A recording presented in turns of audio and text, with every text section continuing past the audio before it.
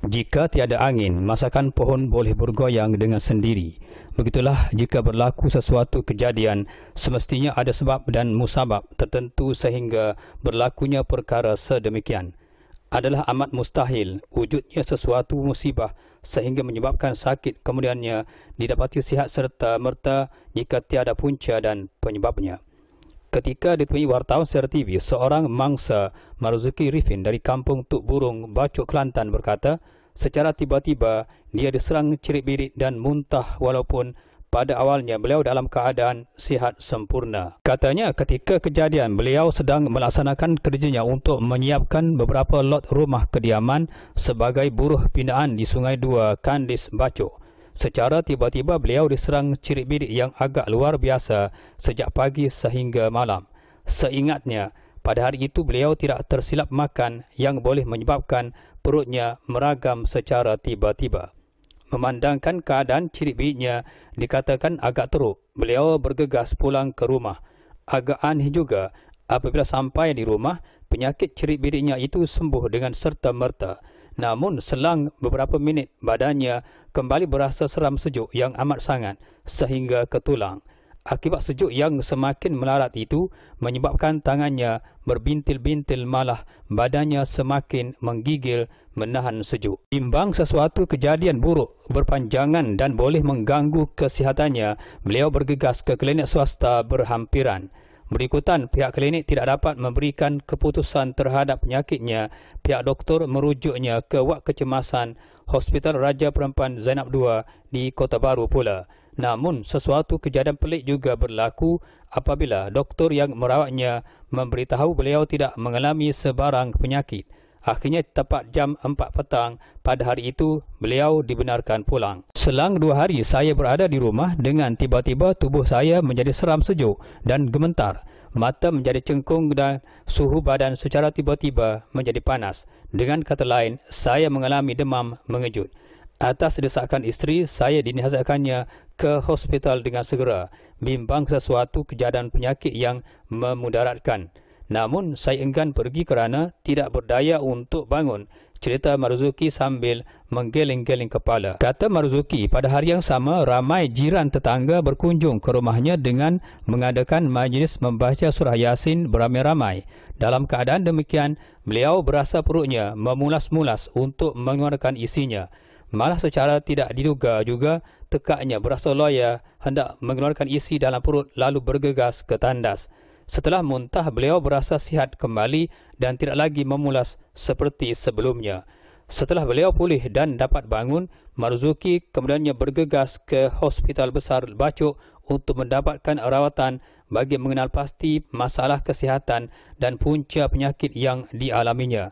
Walau bagaimanapun, pihak hospital berkenaan terpaksa merujuk beliau ke wad kecemasan Hospital Raja Perempuan Zainab II, Kota Baru, sebagaimana pengalaman pertamanya sebelum ini.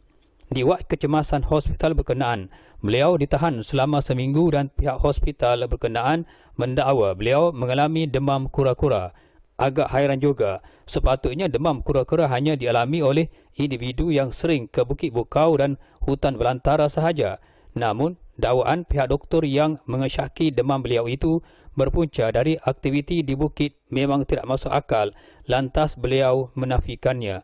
Selepas itu, pihak hospital mengambil contoh darah beliau untuk dianalisis dan hasilnya beliau bebas dari penyakit kronik seperti darah tinggi dan kencing manis. Selang beberapa minit, beliau agak terkejut dengan dakwaan doktor kononnya beliau ada memelihara makhluk halus pula melihatkan keadaan matanya yang masih cengkung, namun beliau menafikannya.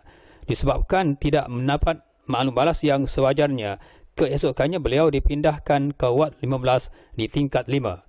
Di wad tersebut, beliau kemudiannya ditahan selama seminggu pula. Ini kerana pihak doktor yang merawatnya ingin melihat keadaan kesihatan beliau disebabkan suhu badannya agak tinggi. Tindakan seterusnya akan diberikan memandangkan beliau masih lagi dalam keadaan demam. Dalam pada itu, semasa masih terlantar di wad, beliau dimaklumkan oleh keluarganya tentang peristiwa misteri berlaku apabila rumahnya pula seperti dihentak tapak kaki beberapa kali dan selepas itu bunyi seperti pasir ditabur di atas bumbung rumahnya. Malahan ketika salah seorang anaknya masuk dan ketika ingin melelapkan mata, dengan tiba-tiba anaknya melihat satu bentuk lembaga seperti seorang wanita tua berpakaian putih sedang melangkah perlahan-lahan ke arah tempat anaknya sedang berbaring. Tambah Marzuki, kesemua ahli keluarganya seramai 8 orang mengalami beberapa peristiwa yang menakutkan silih berganti akibat daripada gangguan tersebut. Bagi menenangkan keadaan sedemikian, seorang bomoh dari kampung berdekatan dipanggil dalam usaha untuk mengekang gangguan yang datang setiap malam itu. Ketika bomoh berkenaan sedang melakukan rawatan terhadap ahli keluarganya, agak hairan juga bahawa beliau yang berada di wad tiba-tiba sembuh dengan serta-merta. Peralatan rawatan yang disambungkan ke tubuhnya ditanggalkannya sendiri kerana beliau berasa hendak muntah. Malahan selepas beliau muntah dengan banyaknya, di samping berasa lega selepas melepaskan hajat, tubuhnya pulih dan sihat seperti sedia kala.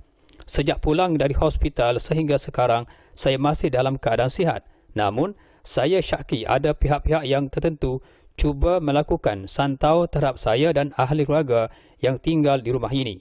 Adalah mustahil saya mendapat sakit serta-merta tanpa sebarang sebab. Ujarnya dengan nada kesal, ekoran sikap segelintir individu yang sanggup melakukan perbuatan khianat yang bertentangan dengan Islam. Sementara itu, menurut bapa tirinya, Muhammad bin Draman, atau lebih dikenali sebagai Pak Mat, turut mengakui sewaktu makhluk berkenaan bertandang ke rumahnya, terutamanya di waktu petang, beliau dapat merasakan dirinya dalam keadaan sejuk dan gemetar yang agak luar biasa. Bahkan ketika beliau ingin mengerjakan solat sekalipun, beliau dapat merasakan seperti ada sesuatu yang cuba menghalang tujuannya itu. Jelas Pak Mat, ketika anak tirinya itu terlantar di hospital, anak telinganya terdengar bunyi yang jelas sesuatu sedang berjalan dalam sebuah bilik dalam rumahnya. Beliau yang ingin mengetahui punca bunyi agak aneh itu terus menerpa ke arahnya, dan ketika itu anak matanya dapat melihat kelibat lembaga sedang melarikan diri darinya. Bahkan katanya sewaktu beliau sedang memerhatikan di sekeliling arah bilik berkenaan, ketika itulah beliau terasa seram sejuk dan seumpama diserang ketakutan. Lantas Pak Mat melarikan diri dari bahagian dapur rumahnya. Berikutan itu beliau kemudiannya terdengar pintu rumahnya diketuk bertalu-talu sehingga pintu rumahnya terbuka dengan sendirinya. Setelah pintu itu terbuka, Pak Mat melihat Marzuki, anak tirinya, sedang tidur nyenyak. Ketika melihat Marzuki itulah Pak Mat meraung sekuat hati kerana terkejut yang amat sangat menyebabkannya tidak sedarkan diri. Ini kerana setahunya Marzuki masih terlantar di hospital. Bagaimana pula secara tiba-tiba Marzuki sudah berada di rumah? Sudah sembuhkah dia tanpa diberitahu kepadanya terlebih dahulu? Setelah kembali pulih dari pensan selama 1 jam, beliau mendapati kaum keluarganya termasuk jiran-jiran tetangga sudah memenuhi ruang rumahnya. Tambah Pak Mat, beliau dapat merasakan seperti ada sesuatu yang menggigitnya di bahagian tengkuk dan kakinya, menyebabkannya terasa berat untuk bangun, sama ada untuk berpaling ataupun melangkah. Bahana kesakitan masih terasa beberapa hari akibat gigitan makhluk yang mengganggu beliau dan keluarganya di rumah itu. Sehinggalah beliau mendapatkan khidmat pengamal rawatan Abjad Kelantan dari Kota Baru. Aziz Haji Daud barulah dirinya dalam keadaan stabil dan tidak lagi terus diganggu. Katanya lagi, beliau mengesyaki ada pihak-pihak yang iri hati dan tidak puas hati dengan kesenangan yang diperolehnya berbanding dengan jiran-jiran yang melakukan sihir dan santau sedemikian. Jika tidak ada pihak yang melakukannya, masakan anak tirinya Marzuki mengalami cirit-birit dan muntah yang agak luar biasa, sedangkan dia tidak keracunan makanan. Malah dirinya juga turut menjadi mangsa sikap tidak berhati perut pihak yang cuba menjadikannya mangsa cemburu tidak bertempat itu. Sedangkan beliau tidak pernah bermusuh dengan sesiapa, namun sampai hati individu berkenaan ingin menjadikannya sebagai musuh.